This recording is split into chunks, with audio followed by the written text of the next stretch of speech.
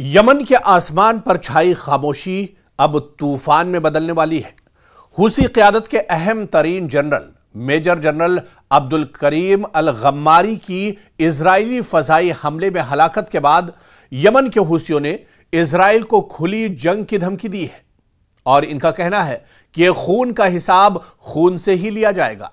General अल गम्मारी की शहादत ने हुसी क़यादत को न सिर्फ गम और गुस्से की आग में धकेल दिया है, बल्कि अब वो इजराइल के वजूद को निशाना बनाने की बात कर रहे हैं। यमन के हुसियों का कहना है कि इनके फौजी सरबराह मोहम्मद अब्दुल करीम अल गम्मारी एक इजरायली फजाई हमले में हलाक हो गए हैं। इजराइल ने इसकी बाकायदा तस्दीक की है और कहा है कि यह कार्रवाई सीनियर हुसी कमांडर्स को निशाना बनाने की मुहिम का हिस्सा थी। हुसियों ने जवाबन इंतकाम की धमकी दे दी है। यह वाकया इस वक्त सामने आया जब गजा में जंगबंदी बरकरार है, मगर दोनों जानिब से किसी नई झड़प के लिए तैयार रहने की कैफियत एक तरह से बनी हुई है। हुसी तहरीक ने यमन में अपनी पोजीशन बहुत मजबूत कर ली है। खासतौर पर ईरान के ताउन से वो न सिर्फ अंदरूनी यमन लड़ाई का हिस्सा बने हैं, बल्कि अब इजराइल के खिलाफ भी बहरी और फजाई कार्रवाइयों में मुलव्विस दिखाई दे रहे हैं।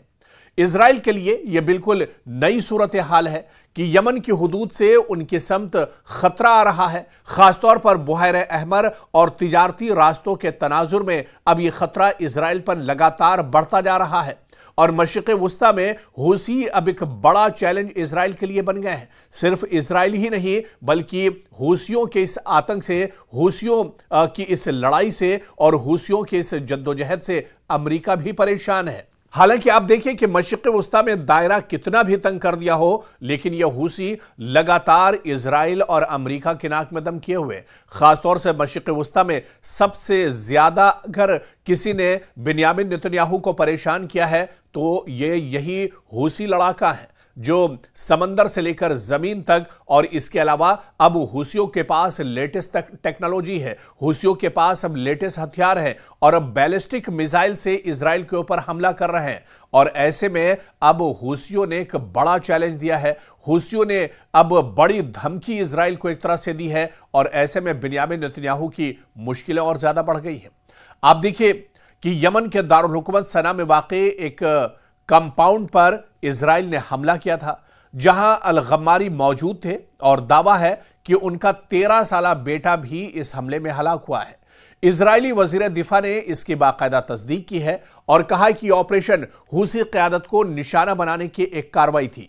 हुसियों ने इस हमले के बाद बड़ा हिसाब देने का इशारा दिया है और यानी इम्कान है कि अब वो इजराइल या इसके मफादात को निशाना बनाने में मजीद सरगर्म होंगे और एक तरह से हुसियों ने खुली धमकी इजराइल को दी है। बिन्यामिन नेतन्याहू की मुश्किलें और ज्यादा अब मशरिक़ वुस्ता में बढ़ सकती है। आप देखिए कि इलाकाई सतह पर अगर हुसी इजराइल के खिलाफ बहरी या फजाई हमले बढ़ाएंगे तो ये फिलिस्तीन इजराइल तनाज़े के साथ तीसरे महाज की सूरत अख्तियार कर सकता है। गजा लबनान के बाद यमन भी अब एक तरह से लड़ाई में सीधे तौर पर आ सकता है। बुहैरे अहमर और बाबुल मंदुब के करीब कशीदा सूरत हाल आलमी तिजारती रास्तों को और ज्यादा मुतासिर कर सकती है। खासतौर पर तेल और बहरी जहाजों की नकलो हमल पर इसका सीधा असर पड़ सकता है।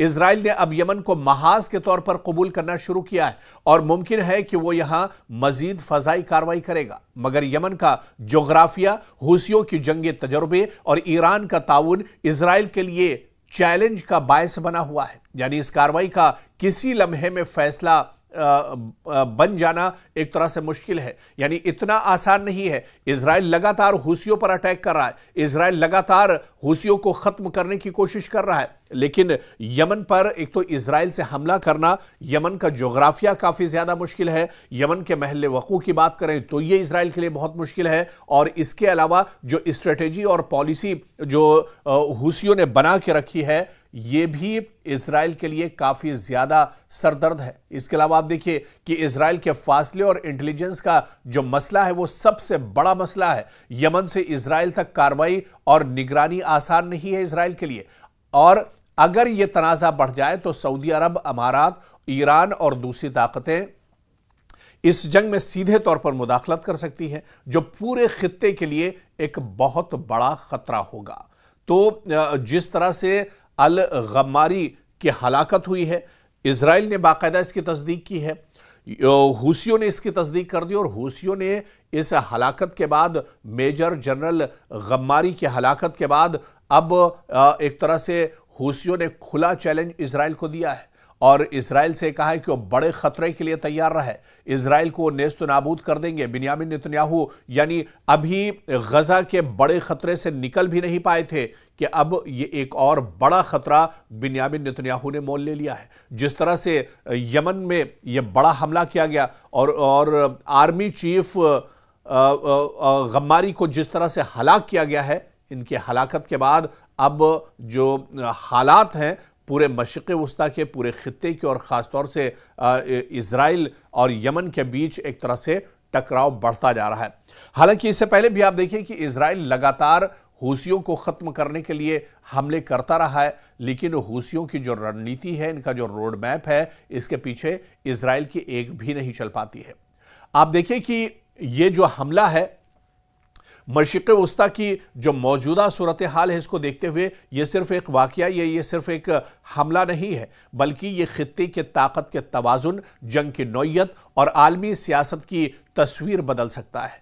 हूसी तहरीक ने इजराइल को साफ इशारा दिया है कि वो सिर्फ घेरे में नहीं रहेंगे और इजराइल ने यह भी साबित किया है कि वो दूर दराज महाज से खतरे को नजरअंदाज नहीं कर रहा है। अगर दोनों तरफ से तहम्मुल और हिकमत अमली का फुकदान रहा तो यह तनाज़ा बड़े पैमाने पर एक तरह से तब्दील हो सकता है, लेकिन अगर वक्त पर सालसी मुआहदे और बैनुल अक़वामी ताउन सामने आए तो इस सूरत हाल को एक महदूद तनाज़े तक रोकना एक तरह से मुमकिन हो सकता है। लेकिन अब हूसी दरअसल किसी के मानने वाले नहीं हैं और हूसी, इससे पहले आपको याद होगा कि साल 2023 में जब हमास और इजराइल के दरमियान जंग शुरू हुई थी, उसके बाद से ही ये हूसी एक तरह से एक्टिव हुए थे।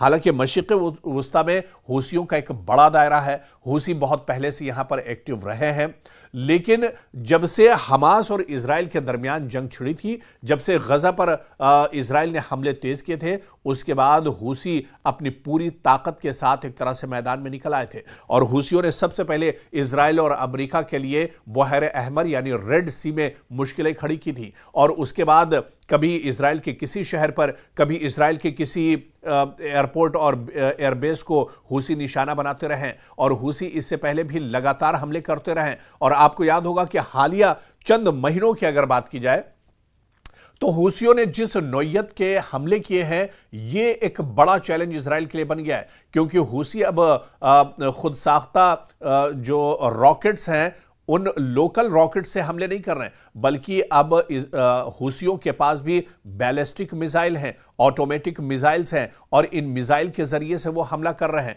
पिछले दिनों जिस तरह से इजराइल पर हमला किया गया और इजराइल के अंदर कई लोग एक तरह से हलाक हुए इस हमले में और कई लोग जख्मी हुए, यह हमला भी दरअसल बैलिस्टिक मिसाइल से किया गया था। और आपको बता दें कि इजराइल का एयर डिफेंस सिस्टम भी इस मिसाइल को नहीं रोक पाया था।